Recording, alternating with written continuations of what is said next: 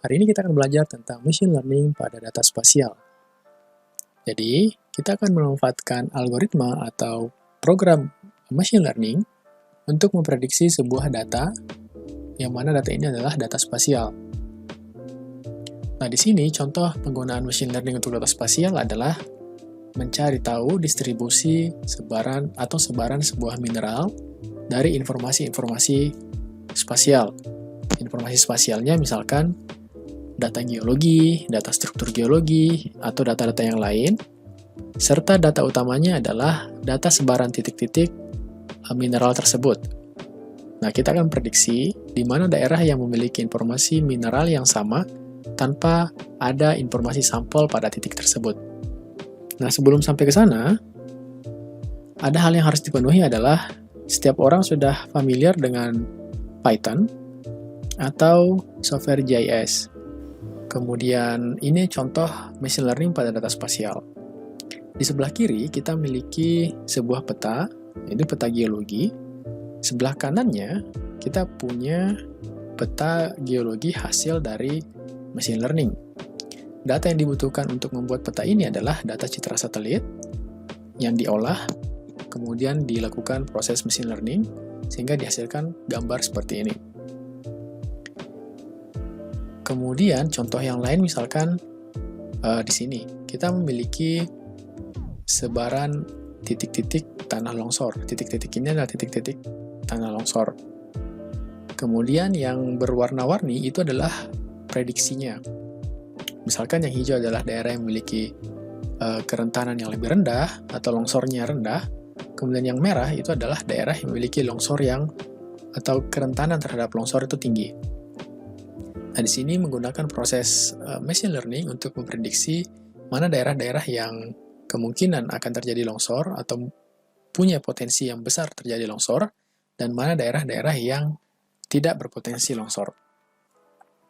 Contoh yang lain adalah untuk data geofisika. Ini contohnya adalah data seismik. Di gambar yang ini kita bisa melihat mana daerah-daerah atau mana reflektor yang paralel, yang lurus-lurus seperti ini. Kemudian mana reflektor yang bergelombang atau chaotic atau wavy seperti ini. Atau mana reflektor yang bentuknya lebih acak lagi seperti ini, yang lebih sulit untuk diinterpretasi. Dengan menggunakan machine learning, kita bisa membagi-bagi daerah-daerah tersebut, atau kita sebut sebagai fase seismik. Fase seismik yang paralel misalkan, atau fase seismik yang wavy, dan seterusnya. Nah, di sini kita bisa melihat hasilnya kurang lebih seperti ini.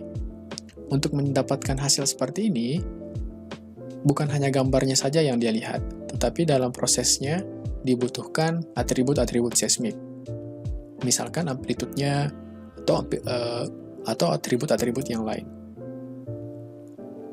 Nah, kemudian jika ada yang bertanya atau ada yang menyampaikan pernyataan bahwa akan lebih mudah jika dilakukan picking wilayah fasisnya secara manual. Ya, jawabannya ya akan lebih mudah ketika kita melakukan picking atau menentukan wilayah fasis-fasisnya secara manual jika wilayahnya kecil seperti ini atau wilayahnya sempit. Bagaimana jika areanya sangat luas? Nah, itu akan menjadi sebuah problem. Bukan problem sebenarnya, akan membutuhkan waktu yang lebih lama untuk melakukan pickingan atau membuat wilayah fasis seismik. Contoh yang pertama tadi, ini adalah peta geologi. Kita bisa melakukan digitasi dari peta geologi yang sudah ada, kemudian kita buat peta yang lebih baru. Tetapi itu akan membutuhkan waktu jika areanya sangat luas. Nah, dengan menggunakan machine learning, maka kita bisa memprediksi atau bisa membuat petanya menjadi lebih cepat, meskipun tidak sehalus hasil dari digitasi manual. Nah, hal yang berbeda terjadi jika kita melakukan analisis seperti ini. Analisis tanah longsor. Kita memiliki data titik-titik longsor. Kemudian kita memiliki data jenis tanah misalnya. Kemudian kita memiliki data sebaran sesar atau data-data yang lain. Nah, dari sini, data-data tersebut itu akan dikumpulkan atau ditumpuk-tumpuk sehingga menghasilkan sebaran atau wilayah yang merah-merah seperti ini atau yang hijau-hijau di luarnya. Proses ini mungkin akan sulit jika dilakukan secara manual, karena akan membutuhkan selain waktu, juga konsentrasi yang lebih tinggi. Dengan menggunakan machine learning, kita membiarkan programnya berjalan sesuai dengan keinginan yang kita harapkan, atau output yang kita harapkan bisa dijalankan oleh si algoritmanya. Ini adalah contoh penggunaan machine learning di data spasial. Nah, untuk alur pengerjaan, ini untuk alur pengerjaan pada yang flowchart ini alur pengerjaan pada data seismik yang tadi. Secara umum ada beberapa alurnya. Yang pertama adalah pra-pengolahan data, kemudian pengolahan datanya, proses machine learning, uji akurasi, dan visualisasi yang terakhir. Untuk pra-pengolahan, misalkan di sini yang pertama, format data yang digunakan bisa berbentuk raster atau berbentuk database atau CSV. Jadi kita bisa menggunakan data raster atau data CSV. Jika data yang kita miliki berbentuk vektor yang poligon atau titik, perlu kita ubah ke dalam bentuk raster. Di GIS kita menggunakan tools vector to raster. Jika datanya berbentuk garis, maka untuk mengubah ke raster, kita perlu menggunakan tools Euclidean distance. Jadi secara jarak, kita bisa menghasilkan sebaran garis-garis tersebut yang nilainya akan berkurang berdasarkan jaraknya. Atau menggunakan multi-ring buffer. Jadi kita bisa menggunakan jarak-jarak tertentu dengan nilai-nilai tertentu. Katakanlah tiap 10 meter, maka itu akan adalah satu wilayah. Tiap 20 meter itu kan satu wilayah. Jika ya data yang kita punya adalah data raster, tetapi kita ingin mengolahnya ke dalam, kita ingin mengolah datanya di dalam bentuk data tabular atau CSV, maka kita harus mengubah data raster tadi menjadi data tabular menggunakan tools pixel sampling. Jadi semua nilai pixelnya itu kita ubah menjadi data titik atau data tabular. Kemudian intinya adalah di bagian proses machine learning.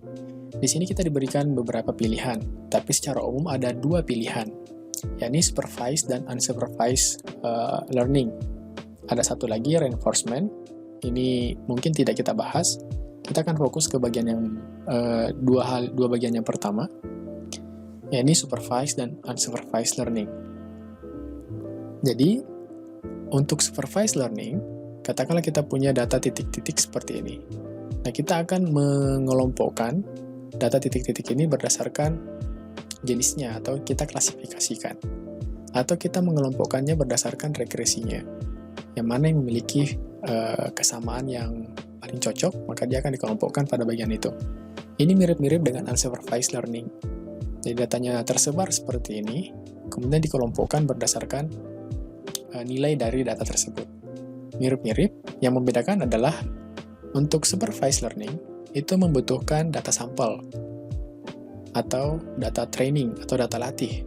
Sementara unsupervised learning tidak membutuhkan data latih, data yang kita miliki itu dibiarkan oleh si softwarenya atau si programnya berjalan sesuai dengan data yang kita miliki, tanpa ada informasi data latih yang harus dimasukkan.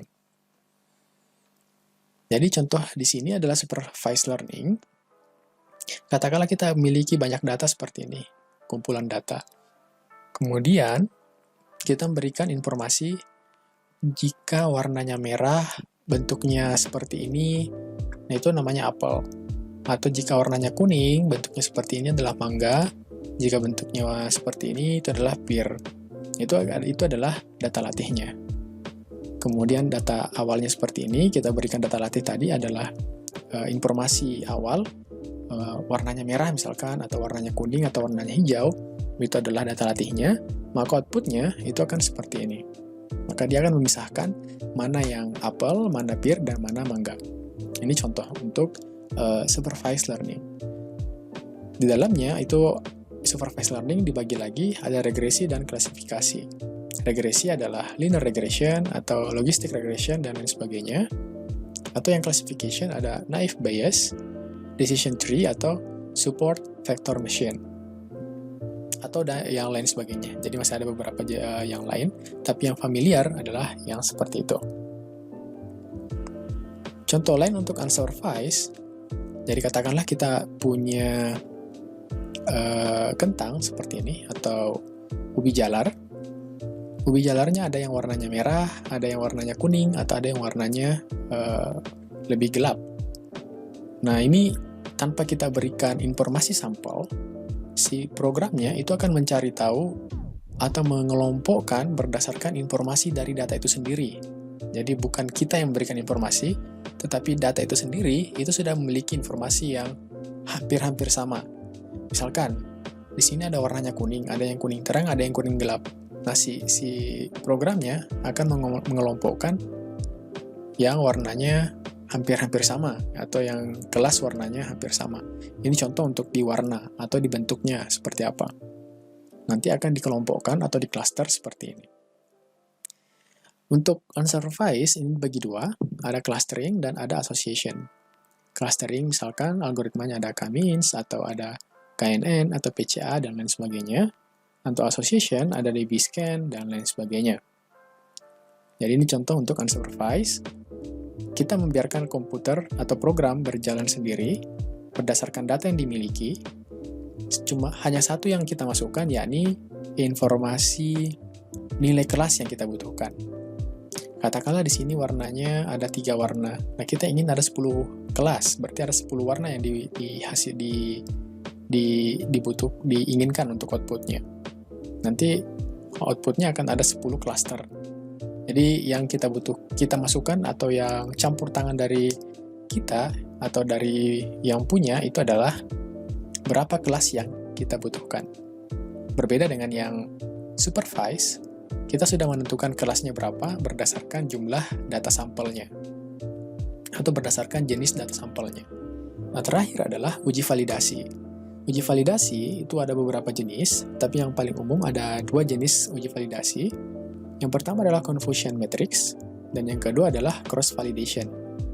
Untuk confusion matrix, data yang kita miliki itu ada data training dan ada data test atau data uji.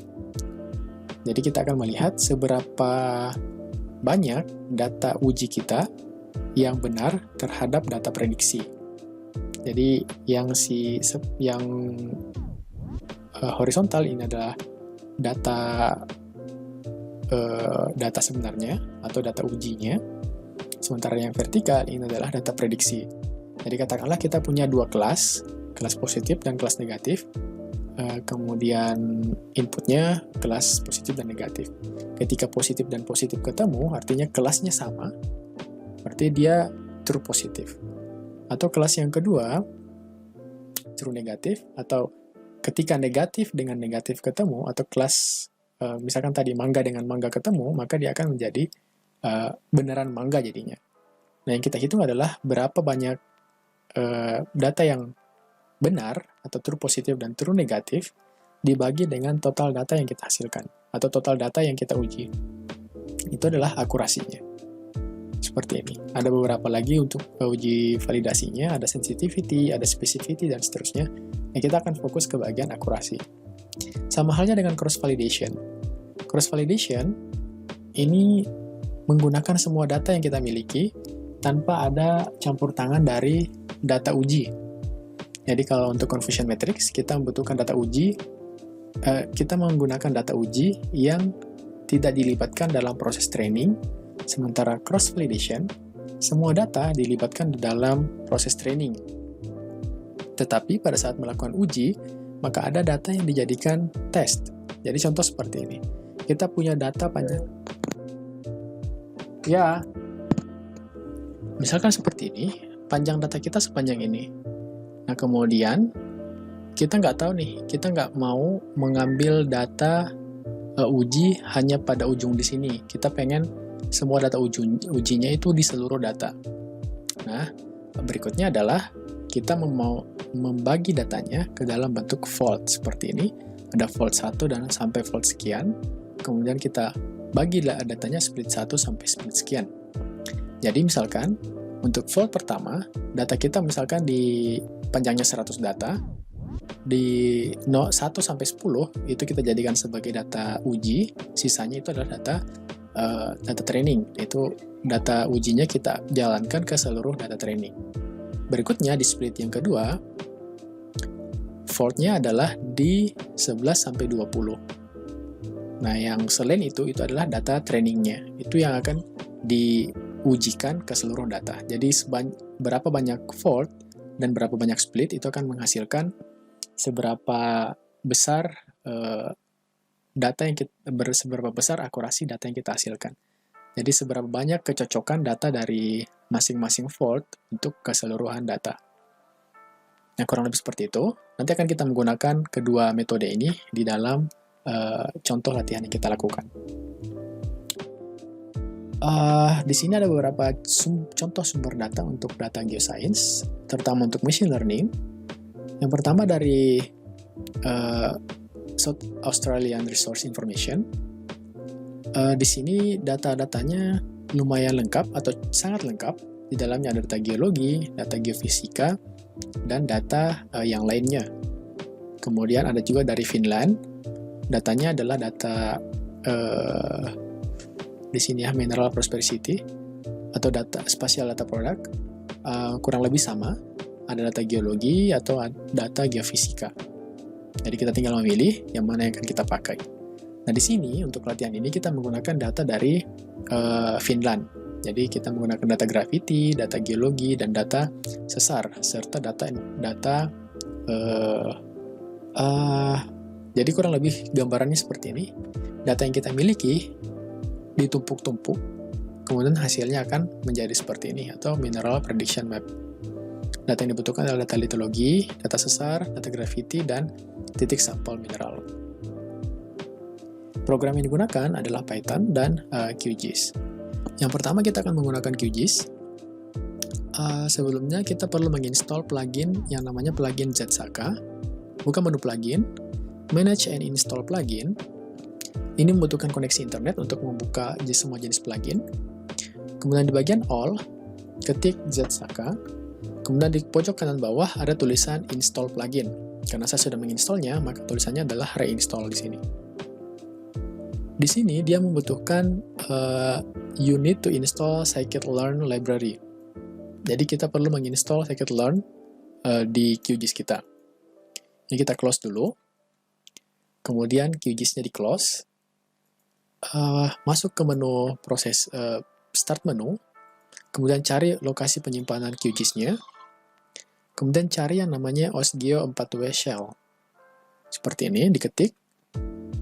Kemudian ketik environment-nya. Python 3, env. Jadi kita masuk environment Python di QGIS. Kemudian pip install scikit-learn seperti ini. Enter. Dia akan menginstal pluginnya, menginstal library-nya. Oke, di sini ada yang salah. Harusnya install. Kita balik ke QGIS, atau jika baru diinstal maka QGIS-nya perlu di restart. Kemudian menu plugin, ZSAKA, classification doc. Muncul di sini. Berikutnya adalah kita perlu memasukkan data untuk machine learning-nya. Data yang dibutuhkan adalah data litologi, gravity dan geologi. Data geologi sama dengan data sesar di sini, data sesar. Kemudian data sebaran titik-titiknya. Ini kita masukkan. Jadi data yang kita miliki ada data sesar, kemudian ada data litologi dan data titik-titik sebaran mineralnya. Jika kita melihat informasi atributnya, di sini ada komoditi dan kelas. Untuk komoditi ada Ni atau nikel, kemudian ada di sini ada apatite, ada chrome, ada copper, dan seterusnya. Dan di sini kita akan prediksi mineral nikel. Jadi nikel yang akan kita prediksi, yang mana nikel itu kelasnya 2, yang selain nikel itu kelasnya 1. Oke, seperti ini. Kita di sebelum menjalankannya, kita perlu menggabung semua data ini atau ketiga data ini ke dalam satu data yang utuh atau satu layer. Kita masuk ke menu raster, miscellaneous, merge. Kemudian kita masukkan select all, oke. Output type-nya adalah float32. Ini kita biarkan, kemudian kita run. Hasilnya adalah satu layer yang utuh seperti ini dari ketiga layer sebelumnya. Ini warnanya gelap karena informasinya atau stylingnya dibuat standar seperti ini. Ini bisa kita atur lagi. Katakanlah maksimumnya adalah 10. Nah, akan kelihatan warnanya seperti ini. Oke. Berikutnya adalah kita masuk ke proses machine learning-nya. Di bagian bawah, di sini, kita ganti ke bagian yang merge, atau yang sudah digabung. Kemudian yang kedua, untuk data vektornya, kita pilih. Kemudian kita pilih kelasnya berbentuk angka. Jadi integer, bukan string. Jadi kita pilih yang kelas, atau yang tadi di atributnya adalah kolom kelas. Berikutnya adalah kita akan melakukan proses klasifikasinya. Di sini kita menggunakan katakanlah adalah Gaussian mixture model. Ini kita ganti kelas belakangnya adalah Gaussian. Oke, ini kita close. Kemudian di bagian bawah save matrix. Kita simpan dalam bentuk conf.mat2. Kita save. Kemudian berapa persen yang akan kita pakai? Jadi pada saat data uji dan data validasinya, katakanlah data ujinya adalah 25% dari total data. Kita masukkan sini 25%. Kemudian kita perform classification. Hasilnya seperti ini. Merge raster data Gaussian. Jadi kelas 1 adalah kelas yang non-nickel, kelas 2 adalah kelas yang nickel, atau kelas yang mineralnya nickel. Kita ganti warnanya. Di sini adalah single band, kita ganti jadi palette. Kemudian kita classify. Yang lainnya kita nonaktifkan. Kemudian di kelas 1 kita buat transparan. Kelas 2-nya kita buat berwarna merah. Jadi hasilnya seperti ini. Kemudian hasil uji confusion matrix-nya kita lihat. Di sini ada conf.mat2, kita buka. Ini ada hasilnya. Untuk kolom, untuk yang bagian kolom, ini adalah prediksinya secara kolom atau vertikal. Kemudian secara horizontal itu adalah reference atau data ujinya. Nah, di sini kita lihat, kita menggunakan 81 dan 11 sebagai data yang ada 81 data yang benar, dan 11 data yang true negatif, 81 yang true positif, 23 yang false positif, dan 26 yang false negatif. Jadi kita akan menghitung total dari true positif dan true negatif dibagi dengan total keseluruhan data. Hasilnya adalah 0,65%. Artinya, hasil dari prediksi yang kita lakukan ini sangat kurang nilainya. Jadi kita perlu mengubah parameter inputnya, terutama untuk parameter data latihnya. Oke, programnya telah selesai. Jadi di sini masing-masing programnya atau masing-masing baris intinya kurang lebih seperti ini. Untuk yang pertama, untuk sel pertama, di sini adalah memasukkan Python package. Jadi sebelumnya pastikan sudah menginstall package yang ini. Ada pandas, numpy, atau scikit-image. Kemudian memasukkan datanya seperti ini. Kemudian kita mengubah datanya menjadi, kita flattening datanya menjadi satu dimensi. Kita menggunakan flat list. Kemudian di sini kita menggunakan for I, maksudnya adalah kita menggunakan loop di sini. Jadi masing-masing data yang di sini yang kita masukkan itu perlu kita ubah menjadi flattening. Kita flattening datanya. tidak satu persatu, tapi secara keseluruhan dengan menggunakan loop. Kemudian kita membuat data frame. Jadi datanya yang tadinya jadi kita membuat data frame. Jadi datanya tadi adalah raster, kita ubah menjadi data frame atau formatnya CSV. Kemudian kita simpan datanya, data frame tadi, agar data yang telah kita masukkan sebelumnya itu tidak perlu terload saat kita menjalankan ulang programnya. Kemudian kita mencocokkan data tipenya yang disimpan ke dalam data frame. Jadi data Lito formatnya adalah float, Gravity adalah float, kemudian AOI adalah string. Kemudian di bawahnya kita membuat subset data frame berdasarkan nilai AOI. Jadi kelas 2 adalah kelas yang menjadi target utama. Data modelnya, data frame model, itu AOI yang kelas 2. Kemudian kita periksa data yang kita buat. Selanjutnya adalah membuat target dan fitur variabel untuk machine learning. Jadi kita menggunakan target X dan Y-nya di sini berdasarkan data frame yang telah kita buat. Berikutnya adalah melakukan machine learning-nya. Di sini kita masukkan modulnya, scikit-learn. Kemudian kita bagi datanya, atau kita split, 75% untuk data latih, 25% untuk data uji. Kemudian, datanya itu kita perlu scaling, atau kita mengatur agar datanya memiliki rentang nilai yang sama, atau tidak ada yang jomplang nilainya. Atau kita normalisir maksudnya. Setelah itu, kita masukkan modul pengklasifikasinya. Di sini kita menggunakan random forest.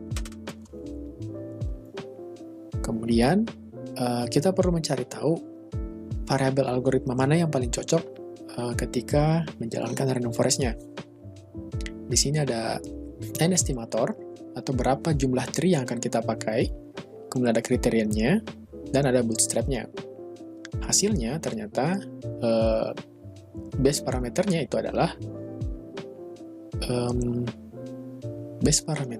kita menggunakan yang di sini. Bootstrap-nya adalah false, kriteriannya entropy, dan n estimatornya adalah 100, atau jumlah tree-nya adalah 100. Ini setelah dijalankan ya, di bagian atas ini, setelah dijalankan ini, atau setelah melihat parameter yang paling pas, nah kita masukkan ke sini. Kita buat model ulang, seperti ini, kemudian kita fitkan antara model latih dengan model train, kemudian kita lihat hasilnya. Selanjutnya adalah, kita akan membuat data baru tanpa mengikutkan data sebaran mineralnya. Jadi kita membuat data prediksinya. Kemudian kita scaling, kemudian kita membuat data prediksi yang baru, data prediksi dan data probability. Ini kita plot atau kita lihat hasilnya seperti apa. Kemudian berikutnya adalah kita pisahkan probability menjadi dua data yang dimensinya 1. Probability 1 dan probability 2. Kemudian kita susun ulang datanya yang tadinya sudah berbentuk data frame, kita ubah menjadi data gambar. Jadi ada Y prediction, Y probability, dan probability 1 dan probability 2. Ukurannya adalah sekian kali sekian. Kemudian membuat gambar yang memiliki informasi koordinat. Jadi kita ubah data gambarnya yang tadi yang di atas ini masih belum memiliki informasi koordinat. Kita ubah ke koordinat yang sebenarnya. Kita menggunakan modul rasterio. Itu kita lihat dari informasi metadata dari salah satu data yang kita miliki. Misalkan datanya adalah Gravity, kita ambil metadatanya, kemudian kita cocokkan metadata yang Gravity ini ke metadata yang ada di sini, yang sudah kita susun ulang. Kemudian, itu dimasukkan ke dalam sini, kita transform datanya. Jadi, metadata dari Gravity, ini kita masukkan ke bagian yang ditransform. Transformnya yang di sini. Oke, berikutnya adalah memastikan data yang kita miliki itu hanya ada satu band. Jadi data yang tadinya ada beberapa jenis jenis data, itu kita susun hanya ada satu band. Kemudian formatnya adalah float, kemudian kita simpan. Berikutnya adalah menyimpan gambar yang telah dibuat, dan terakhir adalah memvisualkannya atau melihat hasil validasinya. Bisa menggunakan confusion matrix. Tadi sudah dilihat ya confusion matrix-nya. Tadi kita split menjadi 25 dan 75. Kemudian kita bisa menggunakan cross validasi. Oke, sekian untuk bagian ini. Semoga bisa dijalankan. Terima kasih dan sampai jumpa.